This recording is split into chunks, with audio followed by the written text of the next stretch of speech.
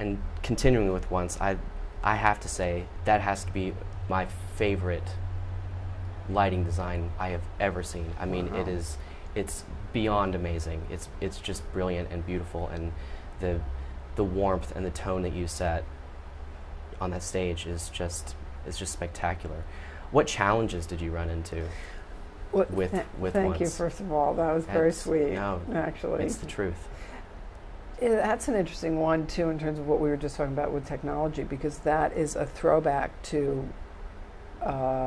There's very little new technology in that show. That is lighting. I think that's why I liked it. Yeah, there's something very human about the way the show feels, and the humanity of the scenery also, and the actors take you from one place to another, and the direction takes you from one place to another, and the staging by Stephen Hoggett takes you from one place to another, and the music takes you from. The music is so much a part of it. I mean, that really is every single force coming together.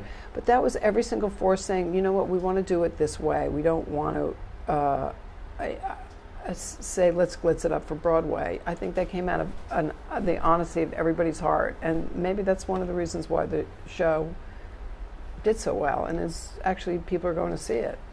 Which is inspiring. I think so too. It's nice to know that audiences and people are still responding to something that may be not so fast-paced. Right. I want to talk to you a little bit about the relationship that exists between the lighting designer, the set designer, and the director, particularly the relationship that exists between the lighting designer and the set designer.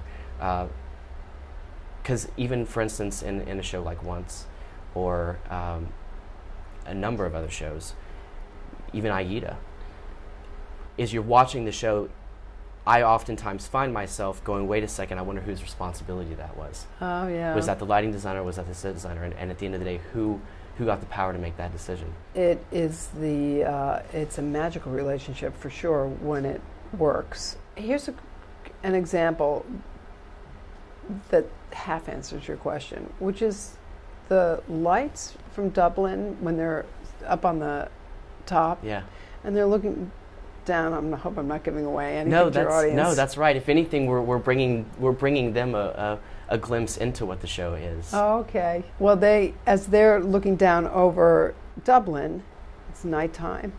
It's kind of a romantic moment, and the lights are embedded into the floor and into somebody's costume, as you know. And people come up to me all the time and they say, God, Natasha, what a great idea that was. I had nothing to do with that idea. That was absolutely 100% Bob Crowley's idea. Huh. I might know how to make the idea happen, but that's completely his idea.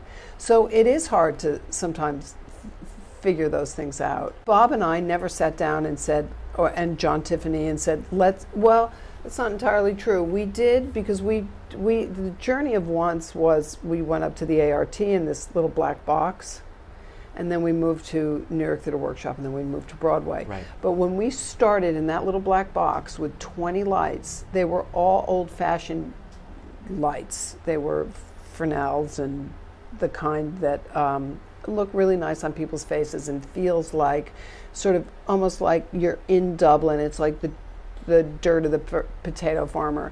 And we kept those all the way through, that warm idea all the way through. When Bob built a set, when we finally got to New York Theater Workshop with the mirrors all like that, I don't think any of us understood what was going to explode out of that.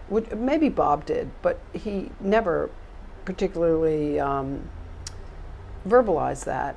But that doesn't mean it wasn't in his head, that he didn't want to give me my space to do it, that how John Tiffany worked with all of it.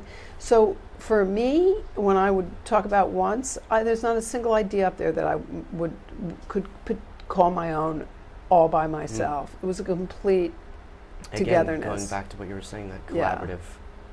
I mean, every once in a while, there's an idea that I can go, hey, that's mine. So give us an example of one of those. Of one of those. There actually, you know what? There is one in Once, which is those rooms that they were in. Yes. That are the rooms are squared off by the lighting. Right. That was me. I started that at the New York Theater Workshop, and so we like literally take the shutters of the light and it goes like that.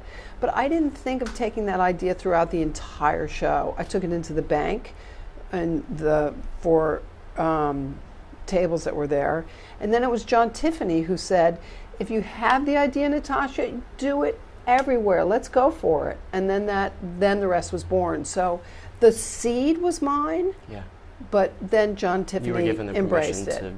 To take it all. Yeah. Away. Those choices are big choices for a lighting designer, in the sense that are you saying that the room is confined like that, or are you saying in an open space like this that you kind of wherever the actor is kind of where the actor is, and we're going to emphasize it. It's very stylized, and it sets a very specific tone, and it says something very specific about the world that the show lives in. Yeah. Yeah. We'll be right back with Natasha Katz. Stay tuned.